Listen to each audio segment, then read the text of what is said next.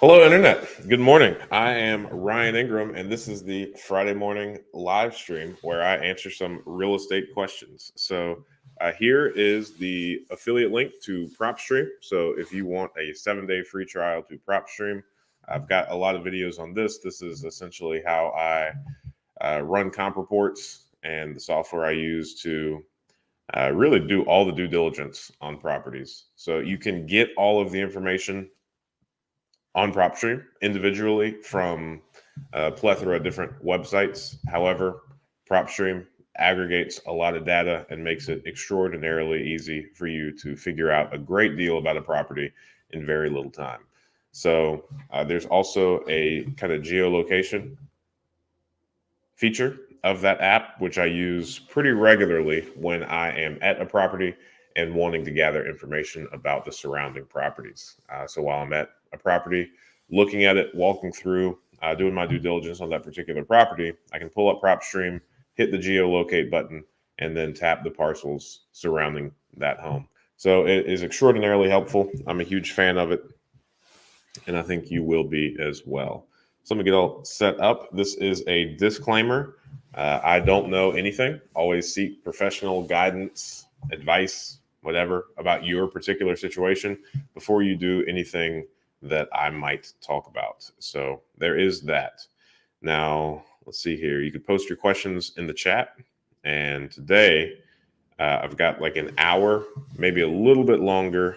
We're closing on some properties today, which I'm pretty thrilled about. We're buying two properties today, and both of them are occupied, and both of the rents are currently at market rate. So we've got the ledgers, we've got the leases. It should be a pretty straightforward day. So that's exciting. I've also got some questions that came onto the YouTube channel via some comments, so we can go over those as well.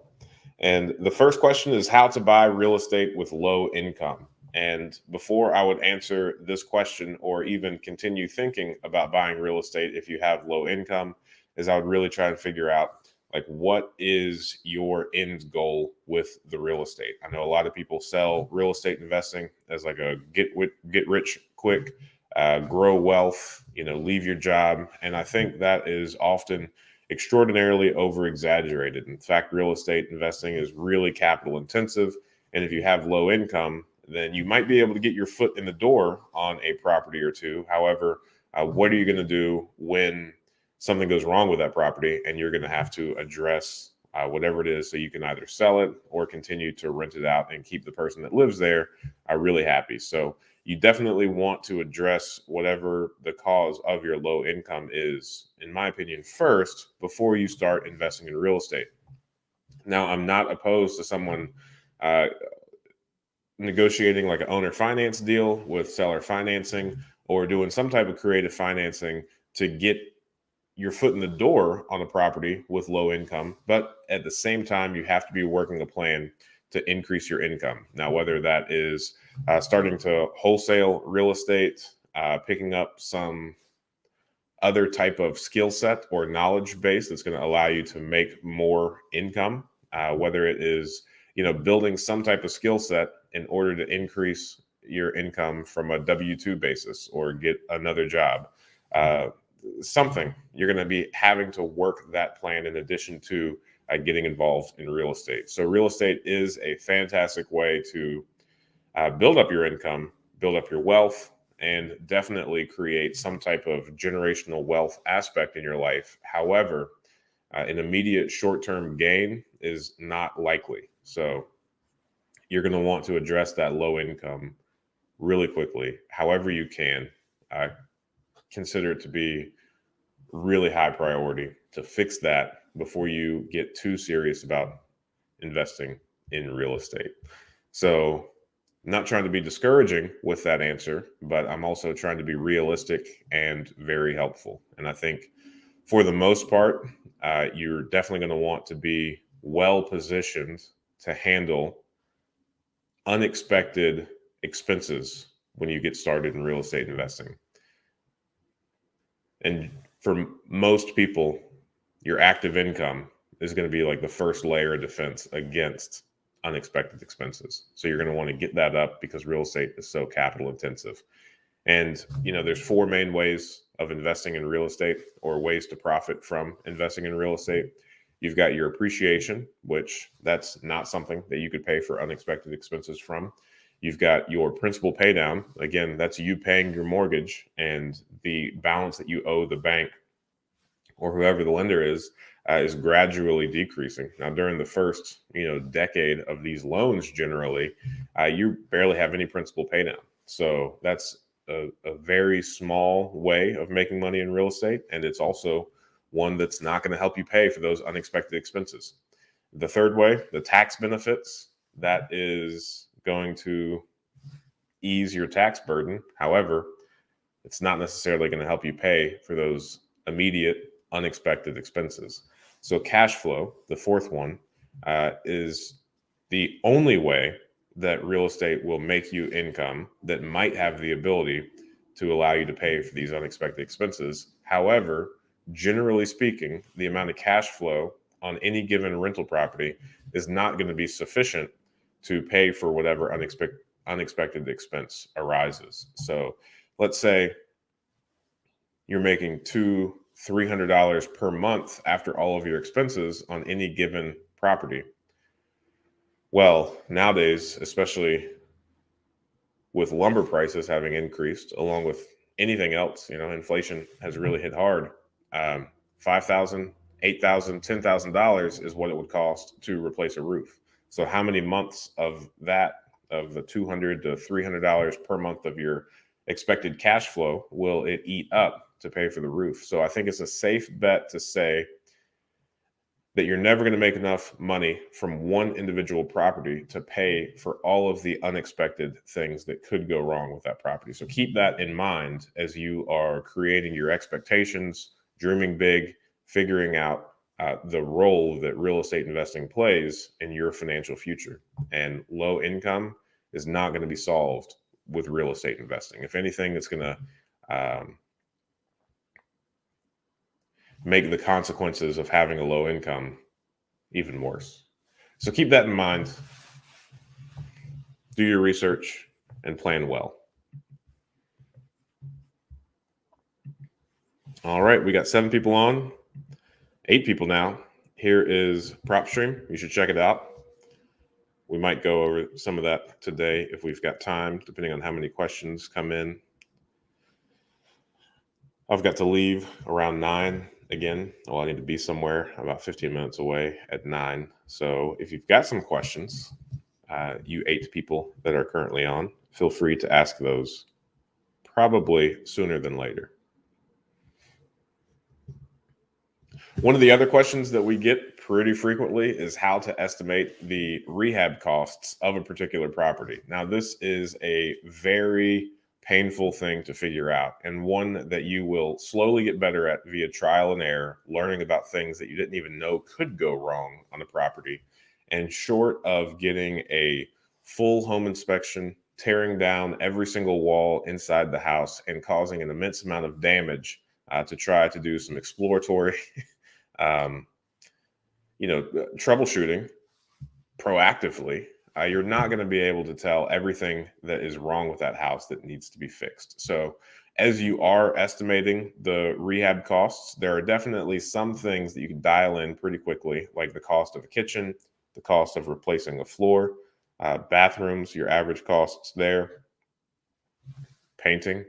These are things that are pretty well predictable. However, there's always going to be some things that are unexpected and are subsequently make it very difficult to accurately guess the costs that it's going to rehab. So let's start with the ones that are easy to identify: the painting, the flooring, kitchens, bath. What I would do there is I would, especially if you're new to this, I would contact 3, maybe 4 contractors and get those particular prices on the particular house that you're looking for. I know if you get involved in like a local real estate investors network group, there's somebody that is generally able to kind of spitball off the expected prices that you should pay. You can gather all the materials you can needed for a project. You can go to Home Depot, Lowe's, whatever store like that you want to use, and you can get the cost of materials. And then you could ask the contractors for their labor costs in doing that. Now, what I would highly suggest is that you go around to some of these real estate investor network meetings and figure out which contractors in your area like dealing with real estate investors. I would probably shy away from some of the like main retail contractors, the ones that have like the wrapped vans, that advertise, that have TV commercials. Those guys generally have significantly higher overhead and are going to be subsequently significantly more expensive. Now, generally, the majority of the contractors that we work with, it's one, maybe two people. They've got a truck, no markings on it, maybe a trailer or two, and they do no advertising. They don't have any shirts or apparel with their logos on it or anything like that. It's just guys that love working and want to do so without getting caught up too much on the business aspect. So keep that in mind, especially if this is your first project or two. You're going to want to look for people that fit that latter description, not the retail outlets that are going to charge you a decent amount. So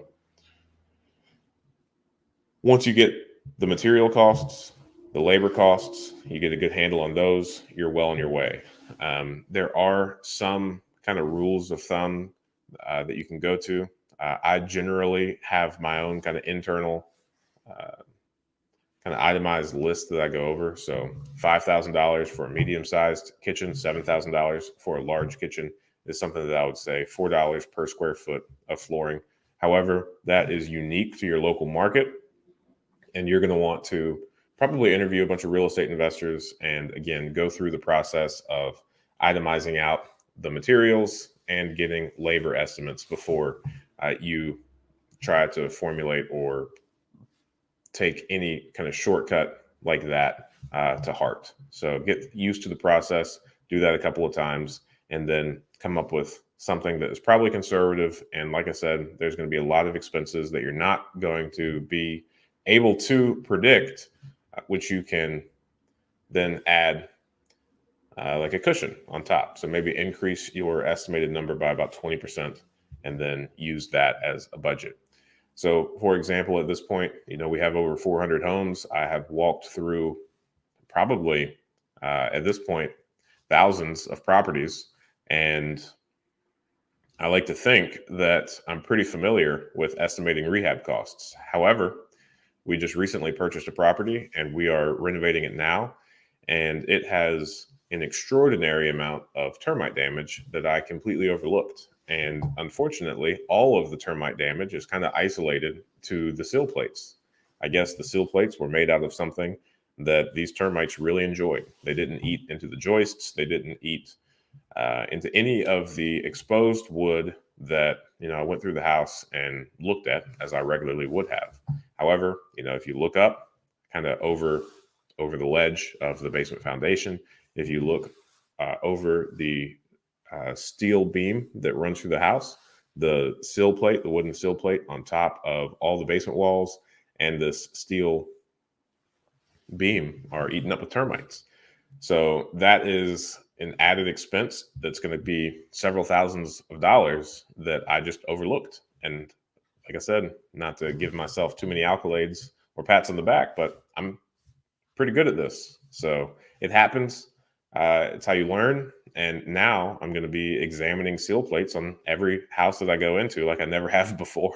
So unfortunately, there is a lot of trial and error, and you're going to make, sometimes costly mistakes, but I don't have a good answer on how to avoid that.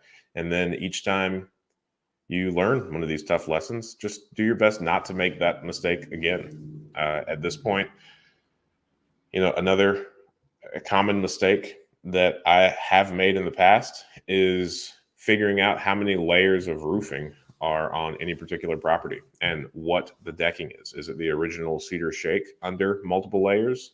Because that is significantly more expensive than a roof with new decking and just one layer of shingles. So now we go to pretty good lengths to figure out how many layers a roof has and whether or not it's got new decking or those cedar shake shingles, because that is a very costly difference that you should be a little bit a little bit careful of.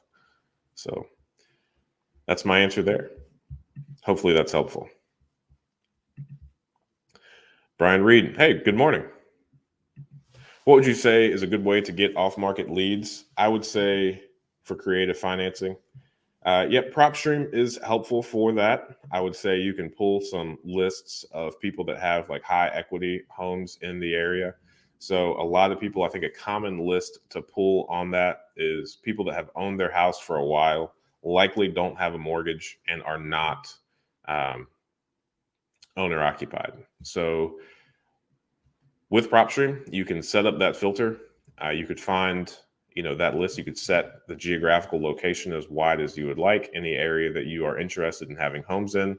You could pull that list, and then you could market particularly to those people. So not being owner occupied is good because generally people aren't going to want to sell you their home, especially not on terms. Now, it is a possibility, and it does happen, especially when people buy homes and need to move. But I think, path of least resistance, generally people with far less effort can sell you a rental property or a property that they inherited or otherwise own on terms, and get creative with it far easier than their personal residence. So that's why I would start there. And then I would start with either a long-term ownership, maybe 20, 30 years. So they've had plenty of time to pay off that mortgage, or you could also set up a filter where there is no mortgage on it whatsoever. So that is important in my opinion, because if those parameters are met, then they have the ability to get pretty creative with you because there's not a lender involved that's going to require payment on full, trigger a due on sale clause, or anything like that. However, there's also multiple circumstances which might make sense for owner financing or some type of creative financing where a mortgage is involved. So on one hand, I'm telling you where I would start, where I think is the path of least resistance. On the other hand, creative financing is one of those things that there are as many different ways to get creative to make a deal work as there are, terms that people could agree to. So at the end of the day, it's all going to be relationship based, and what kind of relationship can you build with that person in the time frame of you looking for deals. And I mentioned one other thing. Let's see here. There were three things I just rattled off, and then I got distracted by explaining myself away and all the different circumstances and how I'm kind of confining it. Let's see here. Not owner occupied, no mortgage, and long-term ownership. I think I probably just combined those last two. So I think that's a good answer. I think that'll get you a good start, Brian Reed. So thanks for asking that question. I really appreciate it. Good morning. Purchased 3 foreclosures so far in 2023. So out there and coming. Wow. Congrats. That's awesome. I would love to hear some more about that and how you are doing all that. Let's see here. Also pay for the work after it's completed. Yes. So I think this is really important. And thank you for saying this. And I did not mention it at all. The biggest times I've been taken advantage of from contractors are on the times where I have accidentally prepaid for work yet to be completed. And unfortunately, especially when you're a small contractor, one of the biggest dilemmas, pickles, circumstances that you can get in is you have underbid some jobs, you get in some type of financial pickle, you spent too much personally, you've mismanaged some funds where you actually don't have enough funds to complete the job that you're actually working, but you can't ask the people for more money because you have already, spent it or used up whatever the bid on the job was for. So then what contractors will sometimes do is they will go bid another job, get some type of deposit, and use that deposit to pay for the job that they're currently working on. And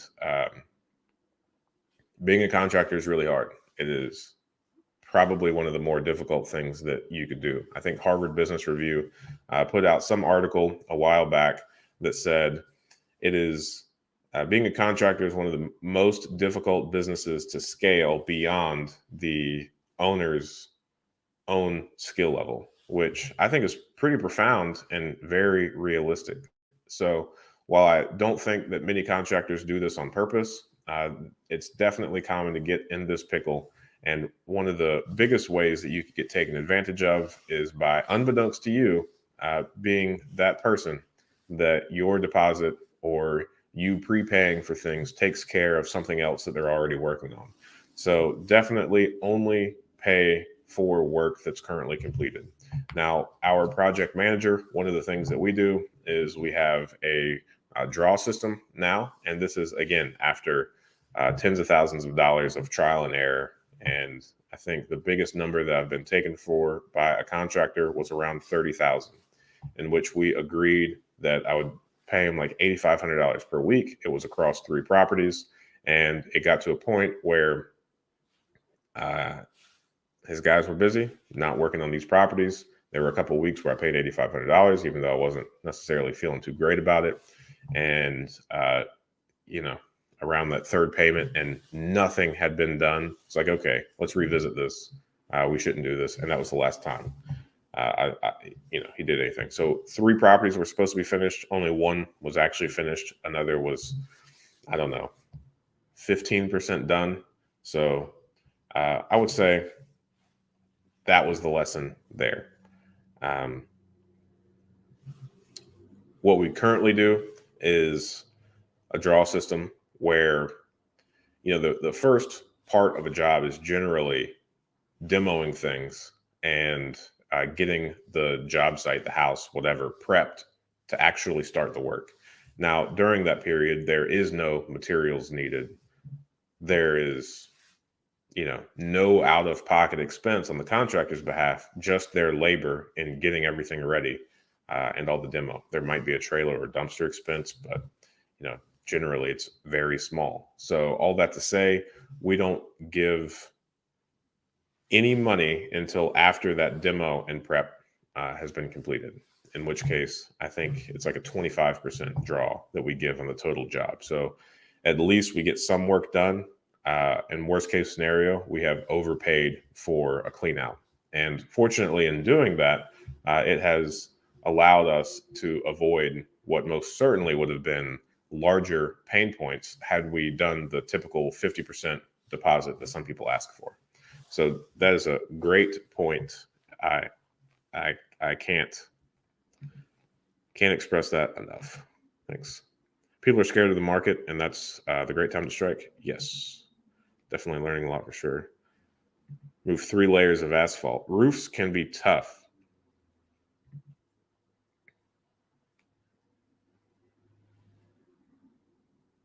I haven't had a property with a second mortgage yet, but if they don't have a representation at the courthouse auction, it gets deleted, I assume.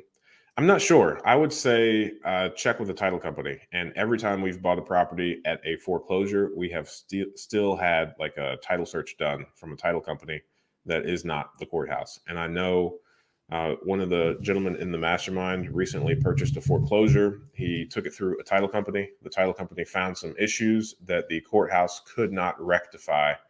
So ultimately, he got his deposit back and did not have to buy the property. Now, he had his funds tied up for quite some time in order to find this out. However, he didn't get stuck with all those liens like he would have if he did not use a title company. So anytime you're in the business of buying foreclosures, it is of utmost importance that you go through a title company and do your own research via the title company, the real professionals that know how to do these in-depth and very thorough title searches to make sure that you're not getting any liens that you were not expecting. And especially if you have the ability to get title insurance, that way, in the event that they missed something, the title company is going to resolve that and you're not going to be out of any money. So definitely do that. Yes, you're on fire this morning. Let's see here. Haven't gotten the deed to any of them yet. There's a 10-day grace period in Florida. The first one was a huge lesson. Instead of waiting 10 days to get the deed, I paid someone that knew the owners of the property or see if they needed help moving out or cash to get into a new place. She helped them file an objection in the court, and now won't have possession for 2 to 3 months because of a good deed bit me in the rear. I still have to work people to help them move out and give them some cash, but after the deed's in my name, yeah. $50,000 renovation, ARV is 200, and paid $100,000 at auction for it. That's good. That's really cool that in Florida, you can get everything done on the house for about $50,000. That is about what our prices are up to now. When I first started this, I would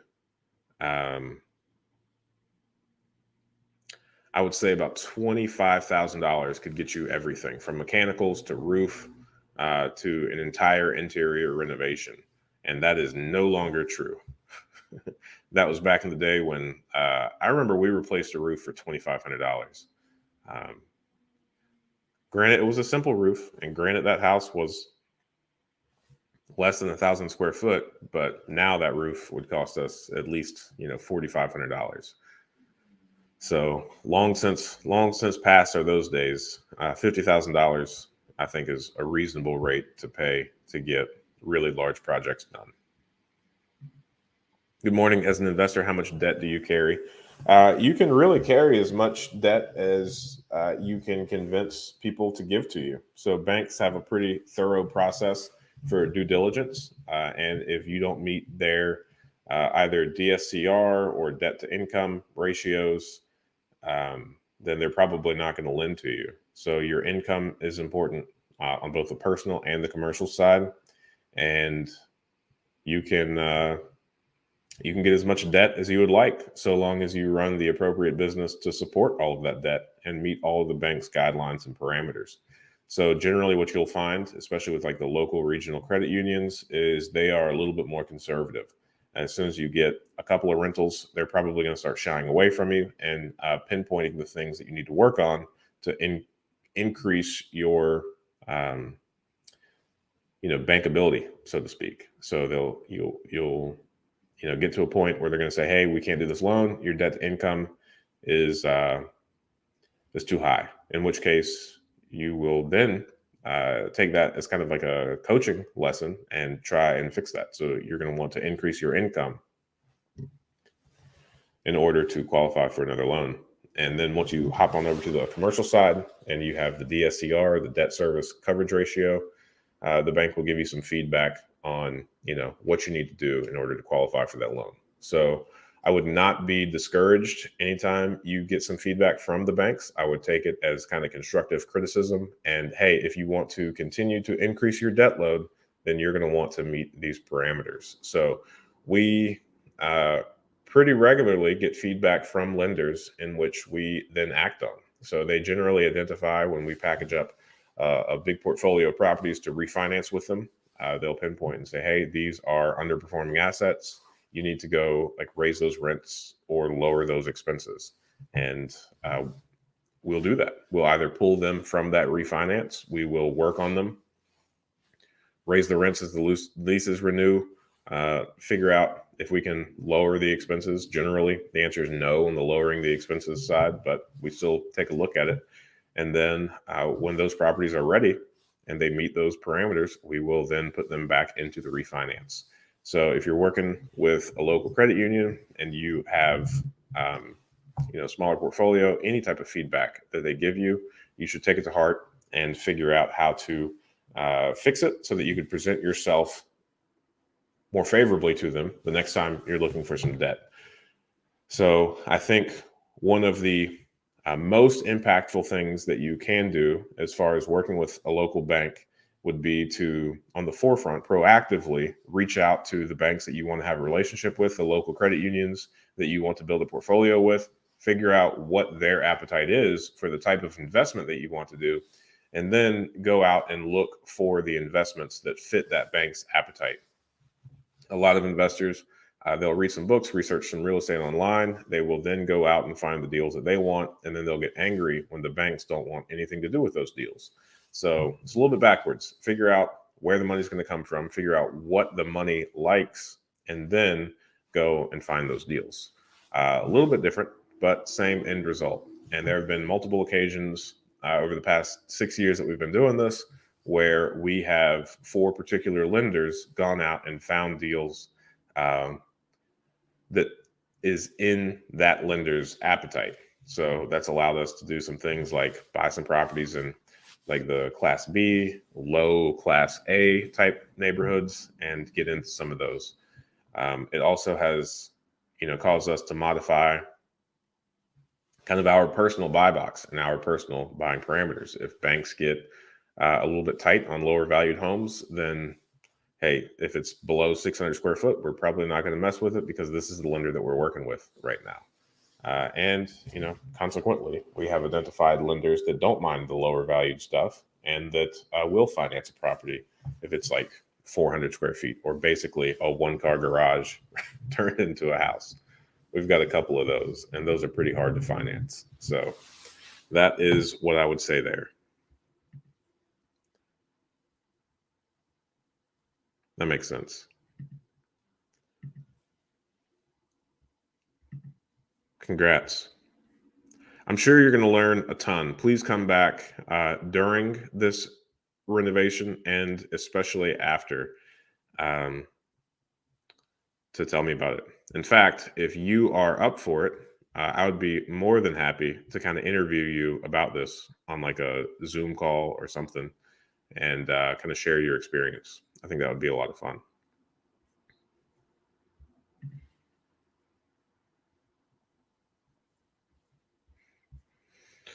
Yeah, that's a good point. The service lines are one thing that I don't know. I should have seen it coming, but we recently renovated a house that was built in 1850, and it's been vacant for an extraordinarily long time. And in my entire like scope of work and renovation budget, not a single time did I pay attention to the service lines or even think about them until we get all the plumbing in, and they looked around and was like, "Hey, where is the water main?" Could not be found. In fact, we called the city and they did not have any records of it either. So we had to put in a new line and then tap into the water main for the first time. So the city actually just did not have that address in their system. So they had no account for that property. I don't know if there's some hidden well on that property because I don't think it was abandoned for.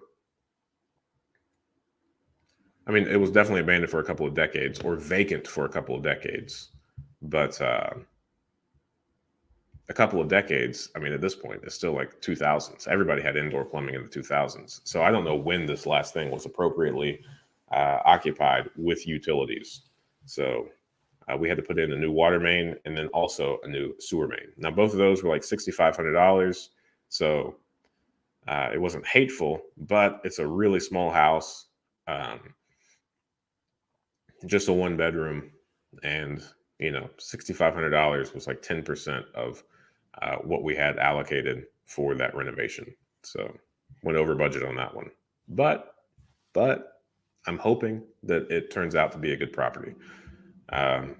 We bought that house for $10,000. The windows and the roof were $17,000. So we are going to potentially, I'm like 95% positive that property is going to be our first Airbnb, which I'm pretty excited about. But at this point where we are right now, I need to put in the appliances and furnish the property, and then it'll pretty much be ready to list. Probably some landscaping, some beautification of the exterior is in order.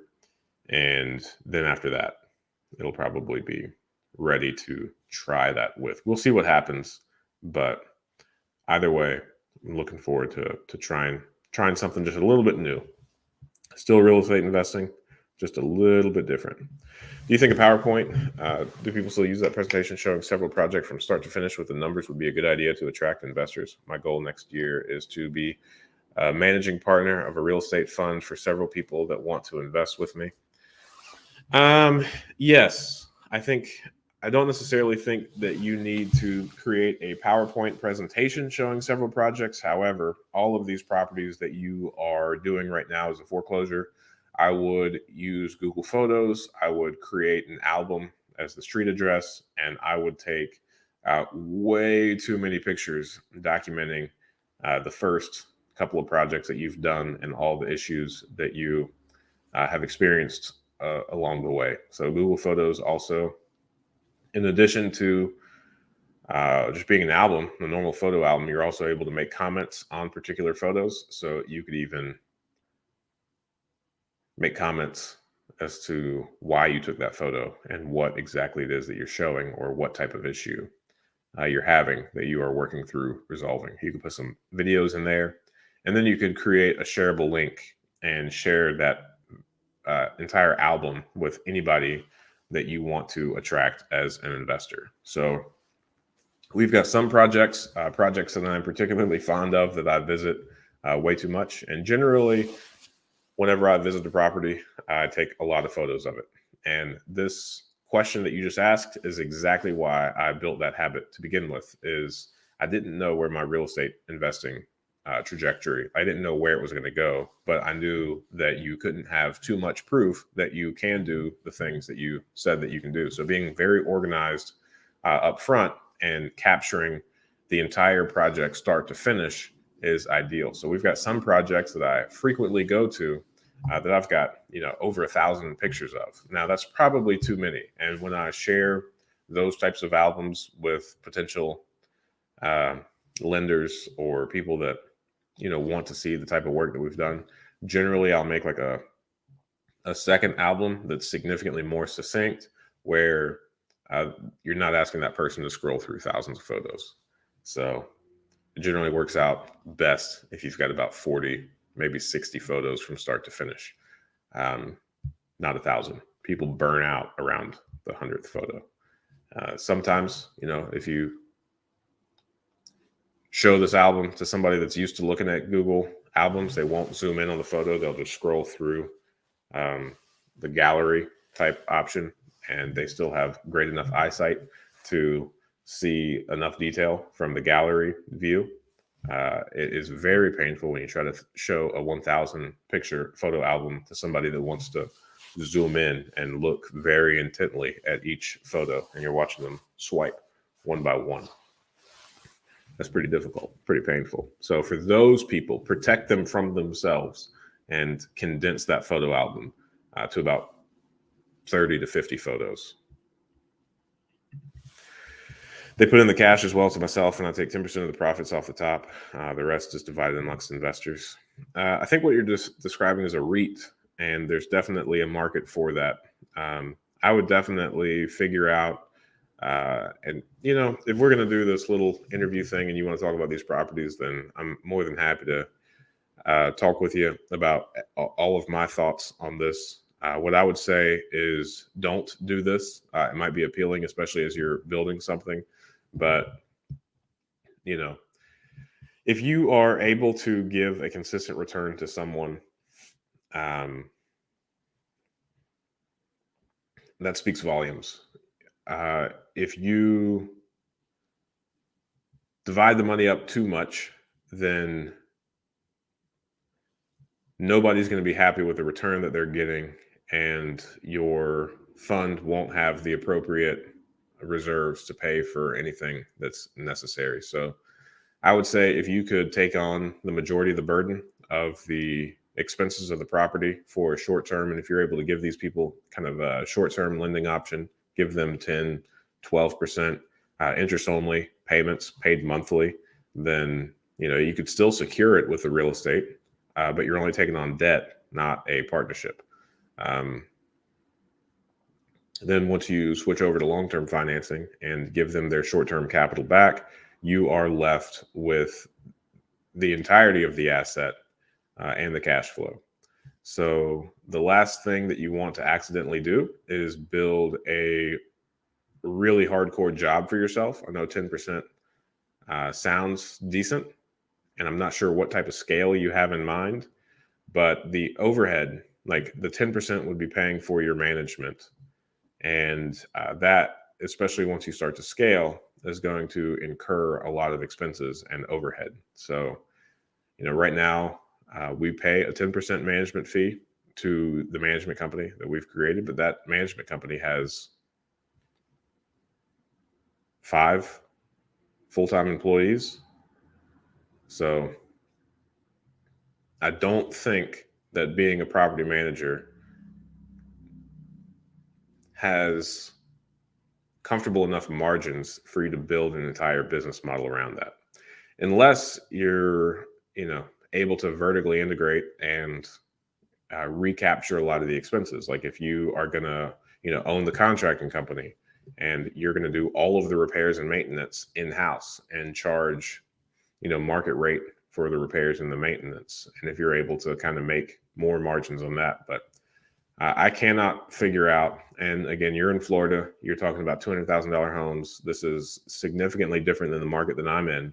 But in this market, in the Midwestern market, where you're dealing with D, C, low B class properties, I cannot comprehend how the property management business model is a sustainable one that is fair to both the residents and the property owners. So I would want to have a lot of additional conversation about that and be extraordinarily intentional in your forecasting, your estimates, figuring out that business model, forecasting it, and seeing like where you want to grow. Because I think at the end of the day, the people that you're going to have lend to your fund are not going to want to have too many responsibilities on the real estate side. They're going to want you to handle the majority of it.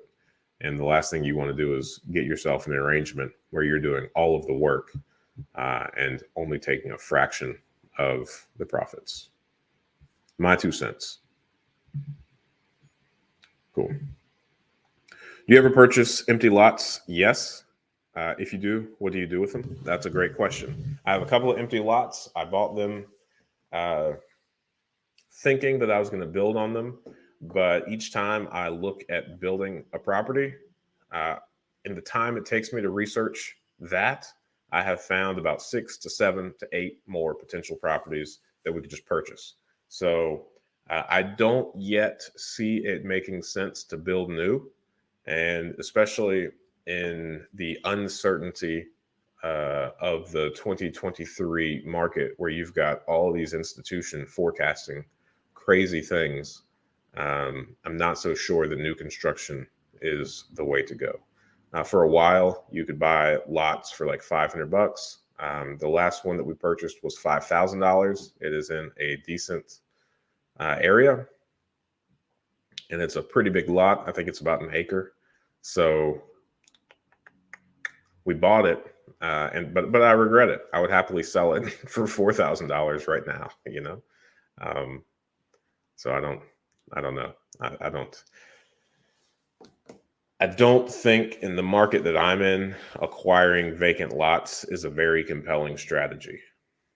I think there's a lot of other ways to make money that is far less speculative and far less forecast oriented. So that's my 2 cents on that. Yeah, if you wouldn't mind sending me an email, we can get that scheduled. That's my email. All right, let's see if we have any other questions. I probably need to go, but I might be able to answer one more question. This is fun.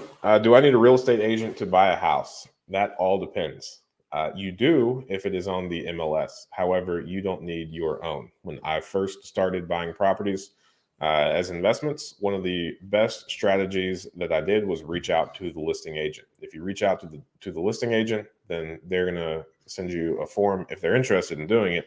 That's like dual agent. So they are both the buyer's agent and the seller's agent. Now they're going to get paid more if they're acting on both sides. Now, some people don't like this. Some sellers will push back on that. However, if it's a high trust relationship, they can still trust the real estate agent or the realtor to be fair to both sides. So that was my preferred way of doing things, because it cut out the time gaps for communication. You can get answers significantly faster That way, the seller isn't relaying information to the listing agent, which is then relaying information to the buyer's agent, which is then relaying information to you. You're able to get answers significantly faster, and generally, you're able to get to the bottom dollar a little bit faster because it's a much shorter dance. So I would recommend that if you're just starting out, just reach out to the listing agent and see if they're interested in being a dual agent and get your answers there. However, if you have no idea how this process works, if this is your first property, if you have never purchased a property before and you think that there's an opportunity for you to get taken advantage of, then you would definitely want to seek out a realtor that you really trust to have your best interest and walk you through the process, even if it's extraordinarily painful, where they're describing in depth pretty rudimentary things to you. If you feel like that's about your skill level, don't be bashful about it. That's how I started. That's how most investors that I know started. So definitely reach out to a realtor, build a relationship with them, and have them walk you through the process. At this point, we no longer reach out to the listing agents. We have a realtor that we use almost exclusively. We'll buy good deals from anywhere, but he pretty much he really helps us in ways that are really difficult for one-off realtors to duplicate. So building a relationship with a realtor definitely has its advantages, and that's the strategy that we now use, and it's very helpful at the volume that we're doing. However, there are also a significant amount of opportunities to buy off-market properties, and off-market is an extraordinarily vague term, which just means that it is not listed on the MLS. And if it is not listed on the MLS, or the multiple listing services like the Zillows, the Redfins, Trulias, all of those pull from the MLS. So if you're seeing a property listed there and it doesn't say for sale by owner, then it's on the MLS, and that is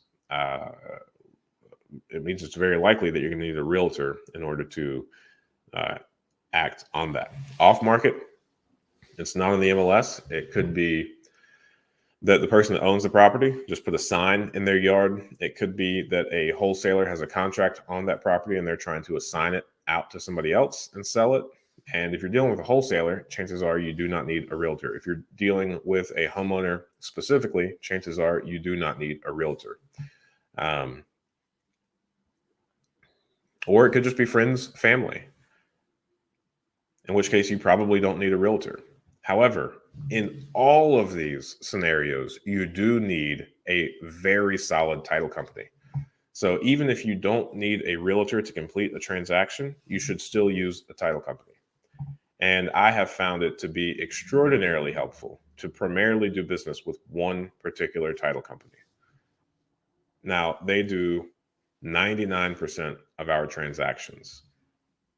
And having a high trust with the title company, knowing that if something goes wrong with that property in the future, they'll be able to help you with it and explain why something went wrong and how you can, work through it, is extraordinarily beneficial.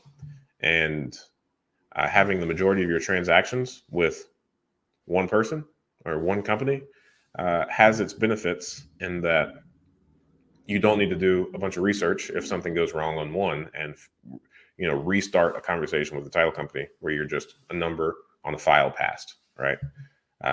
So if you desire any level of scale, then forming a solid relationship with that title company is also going to be extraordinarily important. So that's my answer to that. Hopefully that is super duper helpful.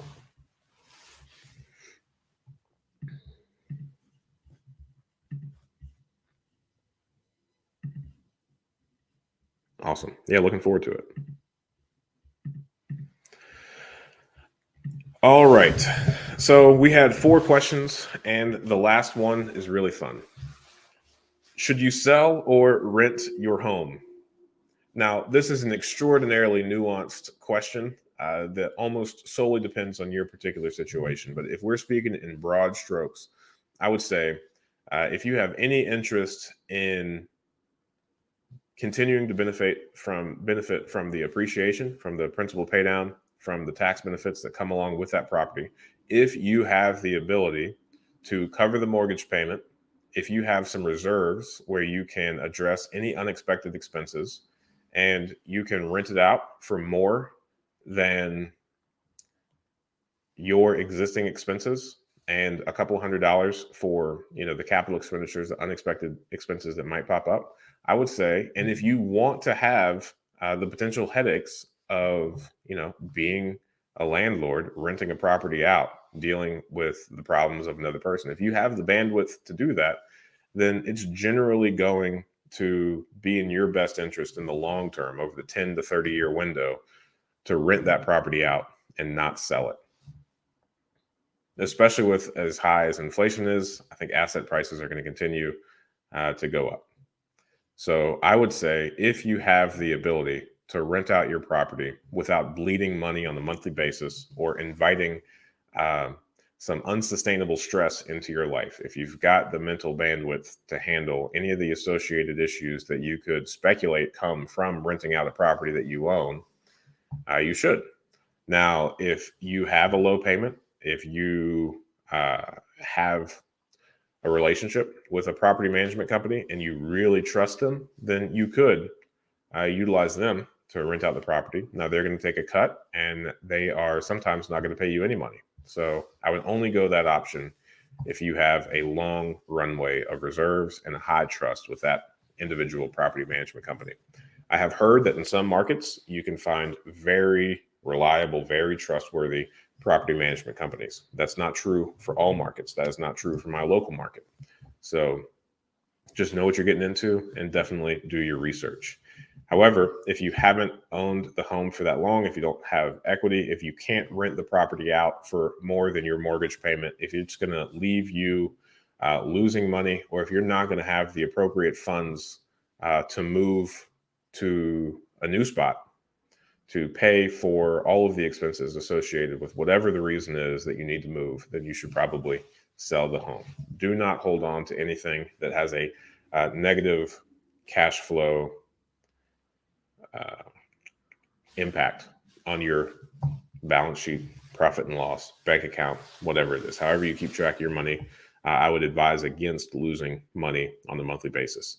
I would also be moderately apprehensive of holding on to a property and renting it out if it is not in your long-term goal to have multiple properties for rent. If you are following the strategy of you're going to buy a house, live in it for a little bit, rent it out, buy another house, and continue doing that and accumulating, 5-6 properties over the next decade, I think that's a great idea.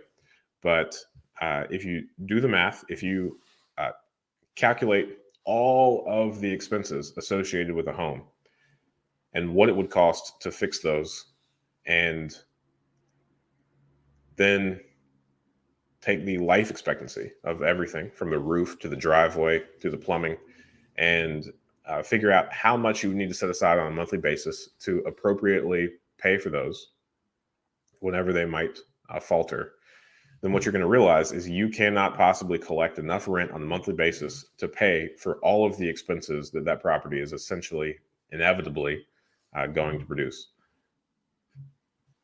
So single family homes is most certainly a quantity business. You're going to want multiple. You're not going to want just one, because when you have multiple, you're starting to play off the same the same kind of business model of insurance companies. It will be impossible to write the insurance for just one vehicle. You couldn't possibly collect enough premiums from that one person to pay for all of the things that could go wrong and all the damages that one vehicle could cause.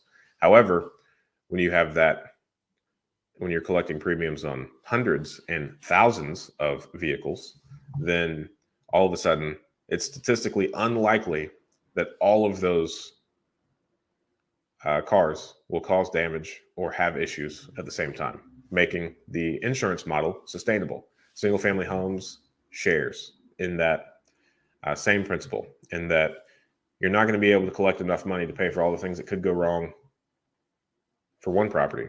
But if you have 10 properties, well, now all of a sudden, statistically, it's very unlikely that all 10 of those properties, when reasonably cared for, not neglected, have caring residents living in them, it is not likely that all 10 of those will have issues in the same month.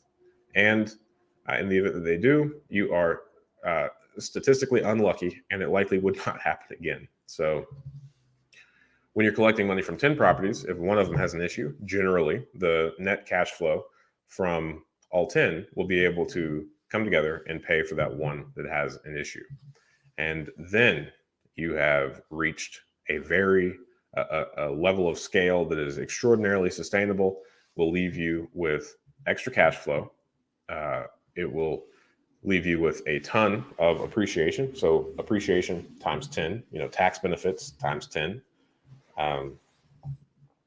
principal pay down by 10, and you're going to have a pretty solid portfolio to hand down and leave that like generational wealth, if that's of any interest or appeal to you. So that's my 2 cents. Very long-winded way of saying maybe. All right. Well, hey, I really appreciate you all. Thank you so much for being on here. Next Friday morning, 8 a.m. Eastern Standard Time, I will be right here. In the meantime, please watch the videos as they are published. Share them with some friends. If you have any friends that are even moderately interested in real estate investing, and when you're out there looking for properties to buy, come across some questions that you would like to ask, then every Friday I am here and available to try to answer those questions.